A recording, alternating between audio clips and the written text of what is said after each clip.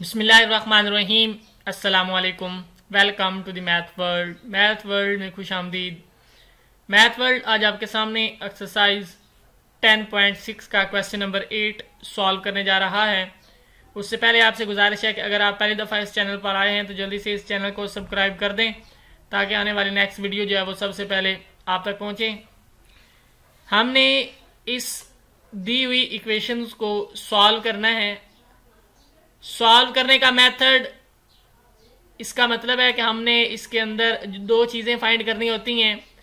एक को Y C बोलते हैं जिससे का नाम होता है कॉम्प्लीमेंट्री सॉल्यूशन, और दूसरे को वाई पी बोलते हैं जिसका नाम होता है पार्टिकुलर सॉल्यूशन।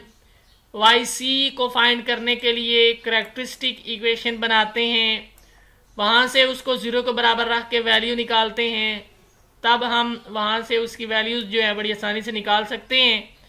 वाई सी निकालने के बाद वाई पी की तरफ तशरीफ़ लाते हैं।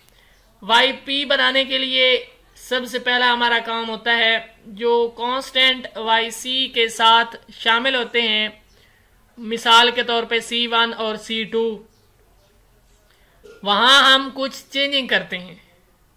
चेंजिंग कुछ इस तरह से करते हैं, C1 को रिप्लेस कर देते हैं U1 से, और C2 जो है उसको हम रिप्लेस कर देते हैं U2 से। C1 को U1 से, C2 को U2 से, इस तरह हम रिप्लेसमेंट करते हैं तो वो हमारे पास YP बन जाता है। फिर YC और YP को कंपेयर करते हैं। कंपेयर करने के बाद वहाँ से दो वैल्यू हासिल करते हैं। एक वैल्यू y1 कहलाती है और दूसरी वैल्यू y2 कहलाती है। y1 और y2 की वैल्यू w के अंदर पुट करते हैं। फिर हम एक फार्मूला उसके अंदर सब्स्टिट्यूट करते हैं u1 और u2 की वैल्यू फाइंड करने का। फिर ये सारी u1 और u2 की जो वैल्यूज़ है वो फाइंड करने के बाद हम दोबारा इक्वेशन नंबर 3 में आते हैं, वहाँ पुट करते हैं तो yp कंप्लीट हो जाता है। YP को कंप्लीट करने के बाद हमारा लास्ट जो मरहला होता है, हमने उसका जनरल सॉल्यूशन फाइंड करना होता है Y, और वो बराबर होता है YC। उसमें हम ऐड कर देते हैं YP को, यानी पार्टिकुलर सॉल्यूशन और कॉम्प्लीमेंट्री सॉल्यूशन दोनों को कंबाइन करने से हमें जनरल सॉल्यूशन फाइंड हो जाता है। तो इस तरह हम इस इक्वेशन को उठाते हैं, करैक्टरिस्टिक इक्वेशन बनाते हैं D square Y plus 2dy plus Y is equal to 0। यहाँ से y को कॉमन लेते हैं। y को कॉमन लेने के बाद ये हमारे पास एक फार्मूला बन जाता है D square plus 2d plus 1, यानी a square plus 2ab plus b square. इसका मतलब यहाँ हम बड़ी आसानी से फार्मूला खोल सकते हैं a plus B into A plus B which is equal to 0। वहाँ से जो d की वैल्यू है वो हमारे पास आ जाती है -1। तो इस तरह YC का फार्मूला लगाते हैं C1 plus C2 x into E की power -x।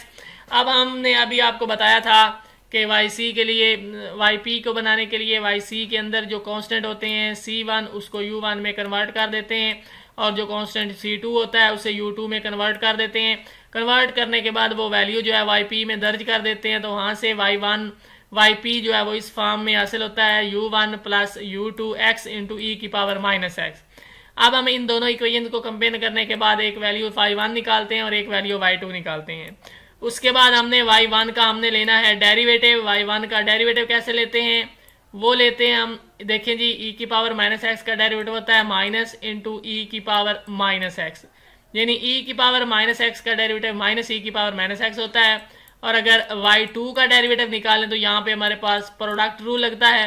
Very simple, product rule किस अंदाज से लगते हैं, x जो है उसी तरह लिखा रहते हैं, और e की पावर -x का डेरिवेटिव होता है माइनस इंटू ई की पावर -x।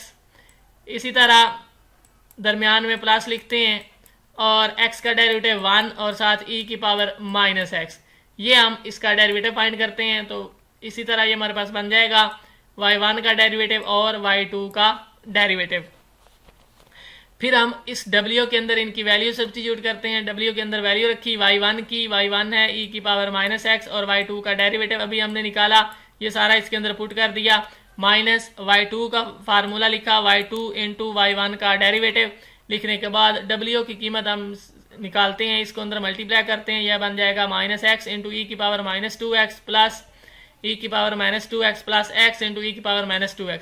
ये प्लस की टर्म है, ये माइनस की टर्म में कैंसिल हो जाएगा और ई की पावर माइनस एक्स हमारे पास बन जाएगा ई की पावर माइनस 2x। ये जो है हमारे पास W हासिल हुआ। W हासिल करने के बाद हम फार्मूला यूज करते हैं, एक है जी U1 और दूसरा है जी U2। तो U1 के लिए फार्मूला होता है माइनस इंटू ई की power minus X into X E की power minus X into natural log X over W।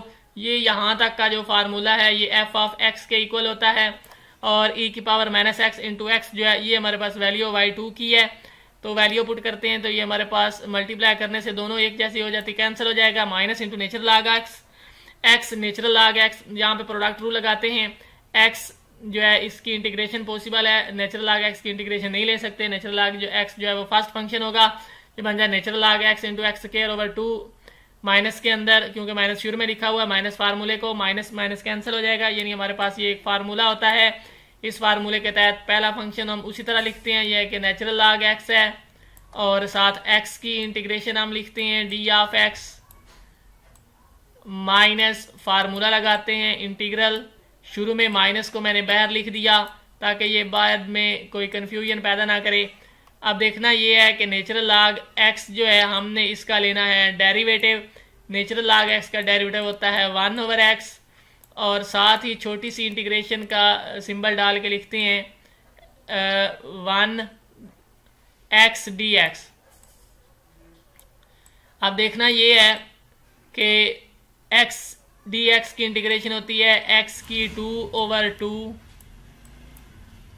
X की 2 ओवर 2, ये माइनस अंदर मल्टीप्लाई आ जाएगा, माइनस एक्स की 2 over 2 into natural log of x, minus minus क्या हो जाएगा प्लस, और ये हमारे पास बन जाएगा 1 over X into multiply X की power 2 divided by 2 into D of x.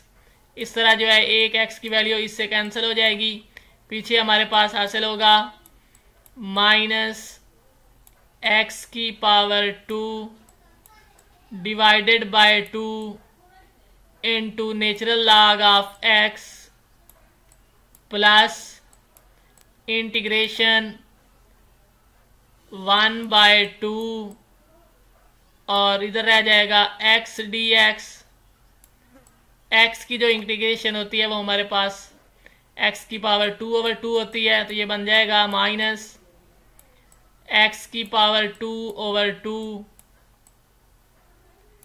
Into natural log x plus x की पावर 2 ओवर 2, 2 से मल्टीप्लाई होके 4 हो जाएगा। तो ये हम इसकी वैल्यू निकालेंगे एक्स की पावर 2 ओवर 4 और माइनस एक्स की power 2 over 2 into natural log x. ये हमने वैल्यू हासिल कर ली जिसको U1 कहते हैं। सिमिलरली फार्मूला लगाते हैं U2 फाइंड करने के लिए, तो y1 की वैल्यू है e की power minus x, F of x की वैल्यू e की power minus x natural log x और e की पावर माइनस 2x। तो इसको अंदर मल्टीप्लाई कर देंगे e की पावर माइनस 2x और ये भी माइनस 2x होगा, उससे ये दोनों कैंसिल हो जाएंगे। पीछे हमारे पास नेचुरल लॉग एक्स बच जाएगा और नेचुरल लॉग एक्स के साथ मैं 1 से मल्टीप्लाई करता हूँ यहाँ, क्योंकि प्रोडक्ट रूल लग रहा है। नेचुरल लॉग एक्स की जो इंटीग्रेशन है वो कभी भी पॉसिबल नहीं हो सकती। जब हम इसके अंदर प्रोडक्ट रूल लगाते हैं तो डेफिनेटली प्रोडक्ट रूल के अंदर हम लिखते हैं कि 1 की इंटीग्रेशन x होती है और साथ नेचुरल लॉग एक्स। इसी तरह माइनस 1 की इंटीग्रेशन जो है वो x, नेचुरल लॉग एक्स का डेरिवेटिव 1 ओवर x, इससे x कैंसिल हो जाएगा, 1 बच जाएगा, तो 1 की इंटीग्रेशन x। तो इस तरह U2 की वैल्यू हम हासिल कर लेंगे। अब यही U1 और U2 की वैल्यू इक्वेशन नंबर 3 में पुट करते हैं तो हमारे पास YP बन जाएगा U1 इंटू ई की पावर माइनस एक्स और प्लस U2 इंटू ई की पावर माइनस एक्स। इस तरह हमने इसका जनरल सोल्यूशन फाइंड करना होता है। तो जनरल सोल्यूशन का फार्मूला होता है y is equal to YC plus YP। इस तरह हमारा ये क्वेश्चन कंप्लीट हो जाता है। उम्मीद है कि आपको इस कंप्लीट क्वेश्चन की समझ आ चुकी होगी। अगर आपको समझ आ चुकी है तो लाइक, शेयर और कमेंट ज़रूर कर दें। थैंक्स, शुक्रिया, अल्लाह हाफिज़, अपना ख्याल रखिएगा।